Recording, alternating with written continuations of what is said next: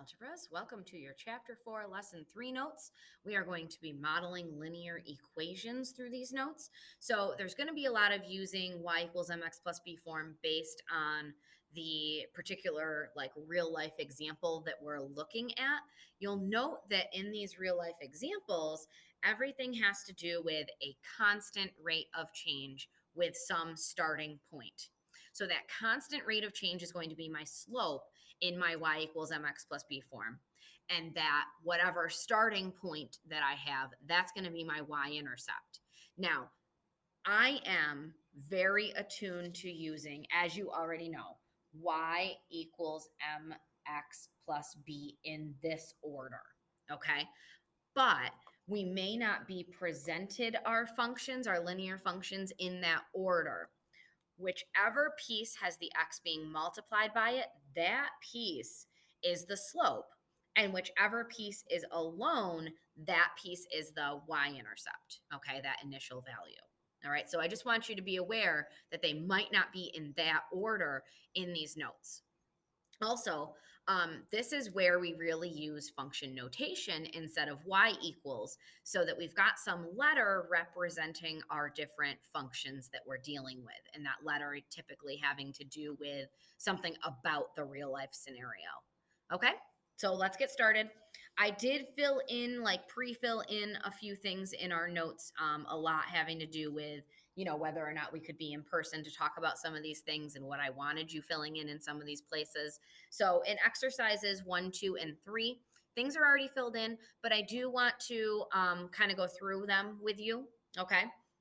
So in exercise 1, and this is one of the keys here, read and reread and reread again. So the owner of a small cell phone repair business has one employee who is paid an hourly rate.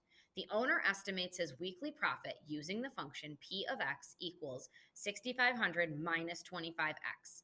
In this function, what does the profit p of x mean in context of this scenario? What does 6,500 represent?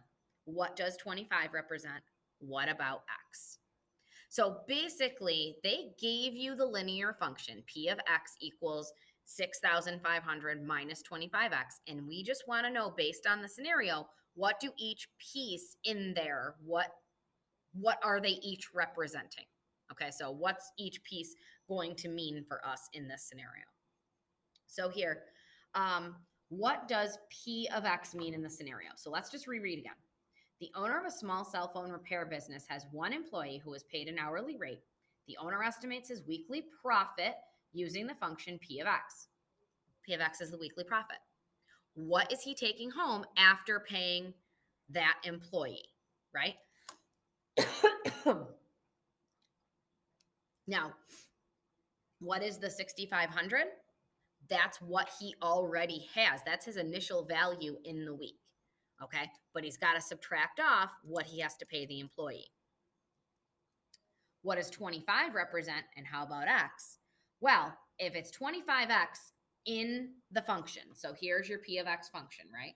So if it's 25x, that means the 25 is the slope. Why is it negative? Because we're subtracting that. So that is going down. That's sending my profit margin down further from this amount that I'm bringing home from the repairs. Now I got to go pay my employee, so that's less profit for the week. Okay? So this 25 is the amount of money per hour the employee makes. So $25 per hour. How do I know that? Because X is the hourly rate, right? So multiplying it by X makes 25 the hourly rate I pay my employee. And that employee has X number of hours that they work. So if X is the number of hours and I multiply that by 25, that takes care of the amount of money I need to pay that employee. All right. And so I wrote all that out for you pre-sentence and all that. So all of that is already written out for you. All right. But just to kind of go through it all, right? We do the same thing on this one. Exercise number 2, a television company charges a one-time installation fee and a monthly service charge. Okay, so you have to kind of think about these questions. There's a lot of these questions. There's a one-time service fee. There's a monthly charge. One-time fee, that's your y-intercept. That's your b value. Monthly charge, the constant rate of change, that's your slope. So the total cost is modeled by the function y equals 75 plus 100x. Describe what each of the following represents. What's y, what's x, what's 75, what's 100. Okay? So I actually, because I look at these the way that I do, I like to start with the y-intercept when I talk about this. So what's the one number all by itself? It's the 75. And what's the 75? That's the one-time installation fee. So the number by itself is a one-time deal, one-shot deal. Okay? So that's the cost of the one-time installation fee in dollars. Then I go to the other number involved, which would be the slope, because it's multiplied by the x. So what was my constant rate of change in this scenario? It's a monthly service charge. So how much a month for cable? $100 per month. The monthly cost of the cable service is $100. Okay. Then I can think about what the variables, the y and the x, are really there for. Well, if I'm taking the monthly service fee of 100 and I'm multiplying it by x, x must be the number of months I get the service. That leaves y all by itself over on this side to represent the total cost. And it says it right there, but still, it's the total cost of the cable service covering x number of months. So it says that the total cost is modeled by this function. So you kind of get the beginning of that, right? We just have to make sure we say it's over the X number of months, however many months we get this service. All right, last but certainly not least of the pre-filled in, we've got exercise 3. A company that manufactures MP3 players first pays a startup cost and then spends a certain amount of money to manufacture each MP3 player.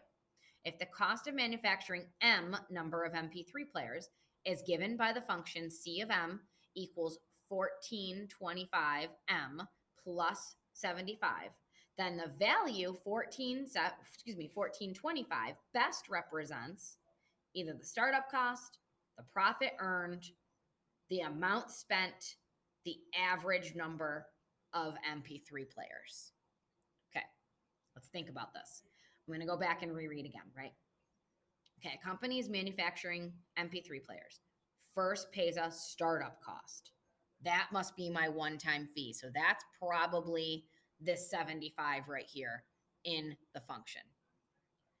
Then spends a certain amount of money to manufacture each, right? There's your constant rate of change. So the constant rate of change is going to be the thing multiplied by my variable.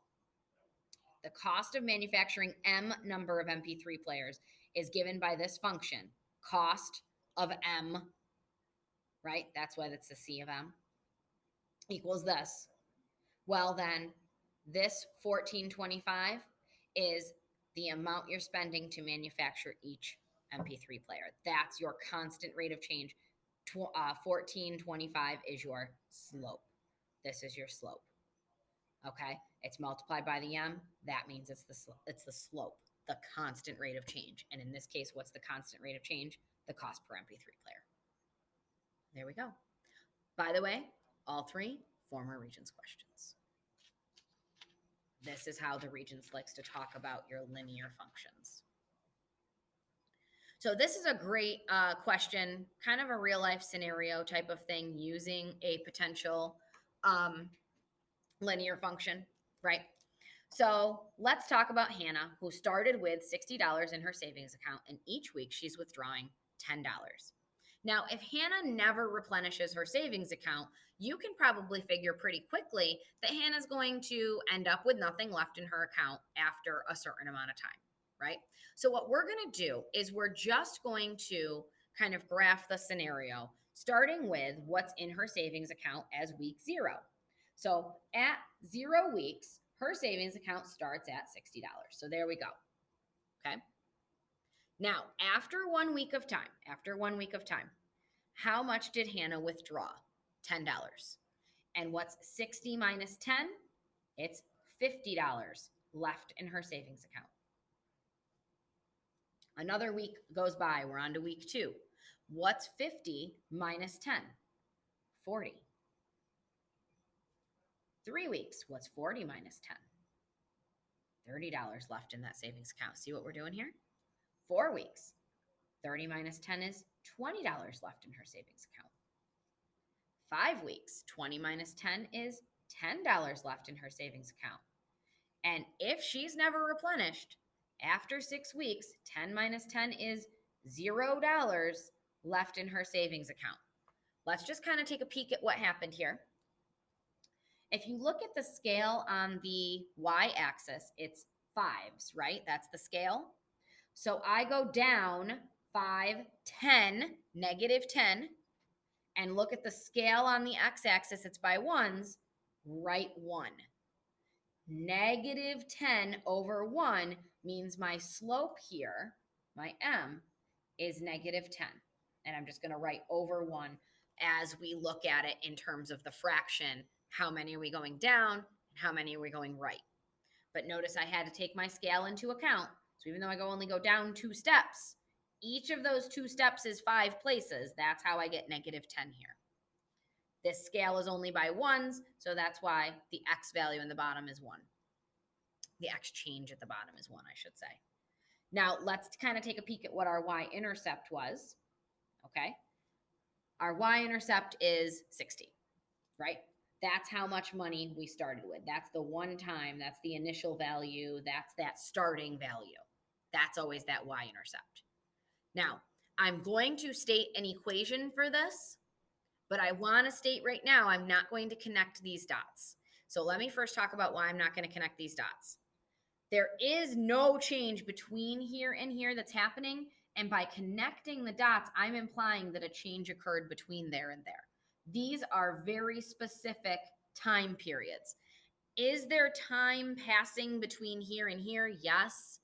But am I taking money out between there and there? No. It's an initial, like it's just a boom to boom. So this is only individual points, okay? We call this a discrete graph, and we're going to talk more about discrete graphs later, but I just want to write the word out. This is a discrete graph because I'm not going to connect because there's nothing in between those 2 points. Each of those points is a specific point in time where a specific thing is happening. So while this can be represented linearly, it's not connected by a line. I just see the linear pattern happening. Okay, so I just want to say that in chapter 13 later in the year, we discuss discrete graphs more and versus continuous graphs when you do connect. Okay, connection implies all these decimals and fractions in between, and those aren't happening. Okay, now we're going to state the equation. So we have our slope, we have our y-intercept. I do like to do things in y equals mx plus b form, as you know. That's the form that I write out. So that's what I'm going to do here, okay? I'm just going to make it h of x for my y because it's Hannah, right? So h of x for Hannah is negative 10x plus 60. That's my linear function to represent this real life scenario of Hannah withdrawing $10 a week. Withdraw means to take away, right? Starting with $60 in that savings account she's drawing from. Now, give the domain and range of the function. Well, let's think about this. What are the x values being used for a domain, right? What are the x values being used for domain? Where did we start? We started at 0. Where do we get to? We get to 6. So 0 to 6. Let's do the same with the range. Where did we start and where do we finish? But remember that it's down to up. So actually, where did we finish? At 0. Where did we start? At 60. So now we go smallest to largest, just like we did here. So it's 0, and remember, range is y, to 60. That's our domain and range. What does the slope of the line represent? Slope of the line represents how much money Hannah withdraws or withdrew weekly. And that would be the negative 10 minus $10. What does the y-intercept represent? How much money Hannah started with. Remember, I said the initial value, right? So how much did she start with? What does the x-intercept represent? Well, that's interesting. I don't ask about the x-intercept very often, but let's kind of think about it. The x-intercept is when Hannah is out of money. So the x-intercept, because x here is a 0 for the y value, right? So this is the savings. So the x-intercept is how many weeks it takes for Hannah to have 0 in her savings.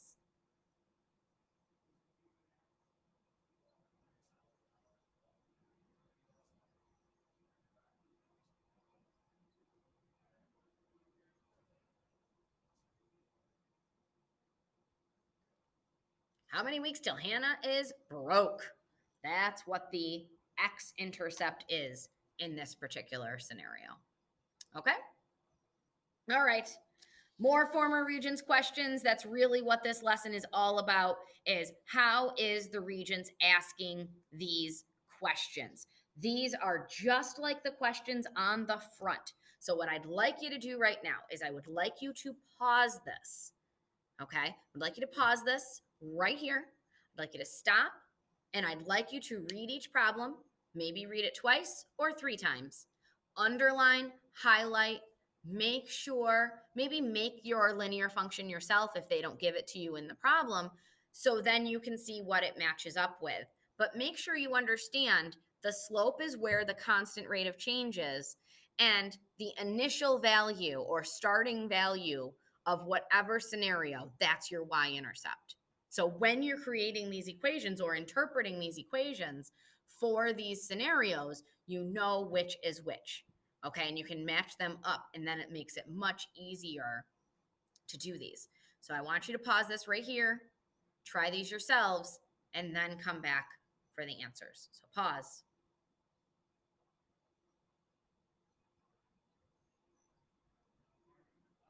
Okay, hopefully you've paused it. You're coming back. Now, a cell phone company charges $60 a month for up to 1 gigabyte of data. The cost of additional data is 5 cents per gigabyte if D represents the number of additional gigabytes used and C represents the total charges at the end of the month.